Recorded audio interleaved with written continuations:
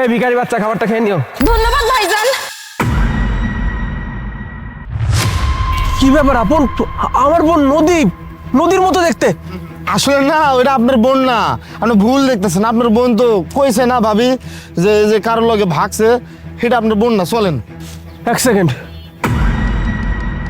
ও সত্যি সত্যি নদী, আপন নদী। ও এখানে কি করে? সাহেব আপনার ভুল হইতেছে, আমি কইলাম না মানুষের মতো মানুষ দেখতে হয় না, এটা আপনার বোনের মতো দেখতে, এটা আপনার বোন না। সাহেব আমরা চলেন, আমরা বাজারে যাইতেছিলাম, বাজারে যাই। না, আমার মধ্যে তুই কিছু একটা লুকাচ্ছিস, আমাকে সত্যিটা জানতেই হবে। সাহেব চুপ, আর একটা কথা বলবি না তুই।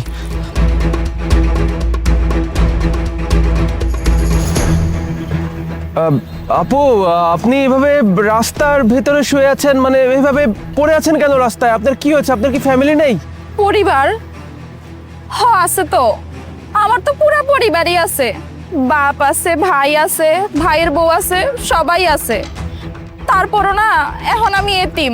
আমার এখন এইভাবে রাস্তার মধ্যে শুয়ে থাকতে হয়। ঠিক বুঝতে পারলাম না, আপনি এতিম হয়ে গেছেন মানে?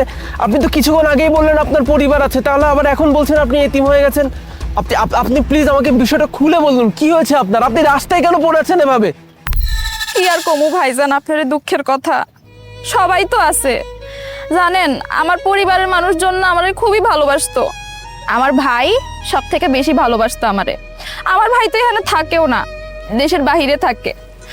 আমার ভাই না আমারে প্রতি মাসে মাসে টাকা দিত, কারণ আমার ভাইয়ের অনেক বড় স্বপ্ন আছিল, আমি পড়ালেখা শিক্ষা না অনেক বড় চাকরি করবো। এটা আমার ভাইয়ের স্বপ্ন। এর লেগে আমার ভাই আমার যখন যা লাগতো ওটা কেনার লেগে টাকা পাঠাই দিত। কিন্তু আমার ভাবির না এই বিষয়গুলো ভালো লাগতো না। আমি ভাবির অনেক ভালোবাসতাম, আমার নিজের মায়ের মতো মনে করতাম।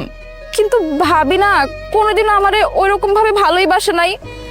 ভাবি না কেমন জানি আমারে দুঃসাই করতো। আর একদিন তো ভাবি নিজের মুখে কইয়াই ফেলাইলো যে ভাই কি লেগে আমার এত এত টাকা পাঠায়। কয়েকবার তো আমার গায়ে হাতও তুলছে, কারণ আমি দেখা ফেলাইছিলাম ভাবি একটা পোলার লগে কথা কইতো। সারা রাত বইরা না ওই পোলাটার লগে কথা কইতো। তখন আমি প্রতিবাদ করছিলাম যে আমার ভাই এত কষ্ট করে দেশের বাইরে যায় ইনকাম করে, ভাবি কি কারণে আমার ভাইরে ঠকাইতেছে। কিন্তু ভাবি আমার গায়ে হাত তুলছে, কইছে আমি যদি এইসব আমার ভাইয়ের কাছে কই তাইলে আমার অসুস্থ বাবারে মাইরা ফেলাইবো। তাই আমি কিছু কই নাই। এইভাবেই চলতে থাকলো দিনকাল। কিন্তু আমার ভাবির তো এটি সহ্য হইতো না যে ভাই আমার এত এত টাকা পাঠাইতেছে, কারণ আমার ভাবি চাইতো সব সম্পত্তি সব টাকা পয়সা শুধুমাত্র যেন তার হয়। আমি তো এটা হইতে দিতাম না। তাই ভাবি আর আমরার বাড়ির কাজের লোক মিল্লা একদিন ষড়যন্ত্র করে আমার বাড়ির থেকে বাইর করে দিল। আমি কত হাতে পায়ে ধরছি যে ভাবি আমার বাড়ির থেকে বাইর করো না, আমি বাড়ির এক কোনায় পড়া থাকবো।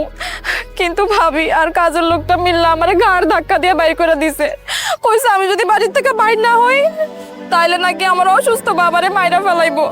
তাই আমি বাড়ির থেকে বাইরে হয়েছি। তো আপু, আপনার সঙ্গে এত ঘটনা ঘটে গেল, আপনি কি একটাবার আপনার ভাইয়ের সঙ্গে যোগাযোগ করতে পারেননি? তাহলে তো হয়ে যেত। কেমনে যোগাযোগ করতাম আমার ভাইয়ের লগে? আমার কাছে যে মোবাইলটা ছিল আমার বাড়ির থেকে বাইর করে দেওয়ার সময় ওই মোবাইলটাও কাইরা নিয়ে নিছে ভাবি। এত কিছু হয়ে গেল অথচ আমি কিছুই জানতে পারলাম না। নদীপ, ভাইয়া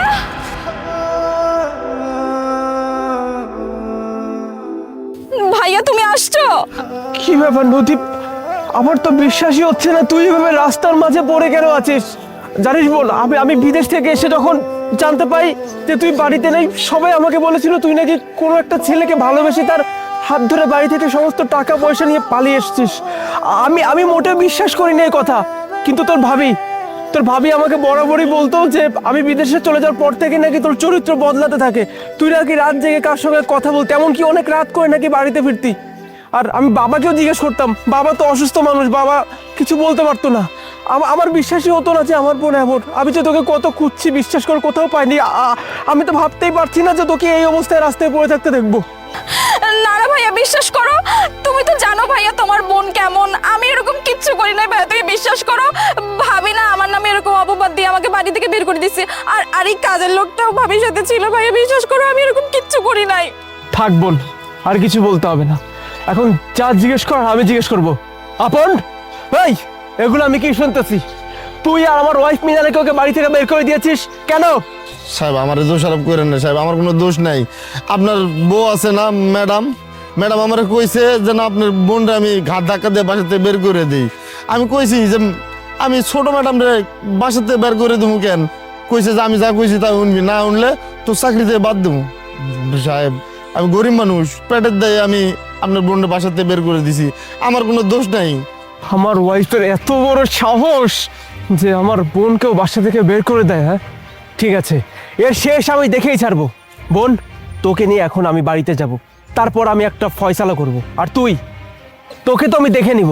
বোন, তুই একদম চিন্তা করবি না, তোর ভাই তো ফিরে এসছে, আর কোনো ভয় নেই।